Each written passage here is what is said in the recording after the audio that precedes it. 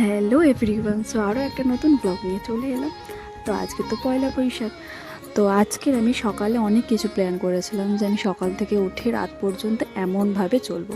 তো সকালে উঠেই একটা প্ল্যান ভেস্তে গেল, সেটা হচ্ছে সকালবেলায় উঠে আমার দায়িত্ব পড়লো মাটন আনার। তো তাই বাবা যখন অফিসে বার হয় বাবার সাথে আমিও বেরিয়ে যাই। তো মাটন আনার পরে আমি এখানে খেতে বসে গেছিলাম হচ্ছে পরোটা আর ঘুগনি আর ডিম সিদ্ধ। আর আমাদের এখানে পরোটার স্বাদ দারুণ, মানে অন্য কোনো দোকানে আমি এমন স্বাদ পাই না আমাদের এখানকার দোকানের যে স্বাদ। আর আজকের দিনে তো নিম হলুদ মাখতে হয়, তো আমার মুখে তো পিম্পল হয়েছে। আমার বোন আগে পিম্পলে বেশ ভালোভাবে নিম হলুদটা মাখিয়ে দিচ্ছিল। আর আজকে সারাদিন বেশ কেটেছে। তারপরে আমরা লাঞ্চ করতে বসে গেছি। এখানে মা অনেক কিছু আয়োজন করেছিল, মুখ পুরো লাল হয়ে গেছে কারণ সারাদিন রান্না করেছিল। তো দেন আমি চলে এলাম বিকেলবেলা ইয়োগা করতে। তো ইয়োগা করে আমি একটু পেঁপা খেলাম, মা পেঁপা দিয়ে গিয়েছিল। আজকের ব্লগটা এই পর্যন্ত, কেমন লাগলো অবশ্যই জানিও। টাটা।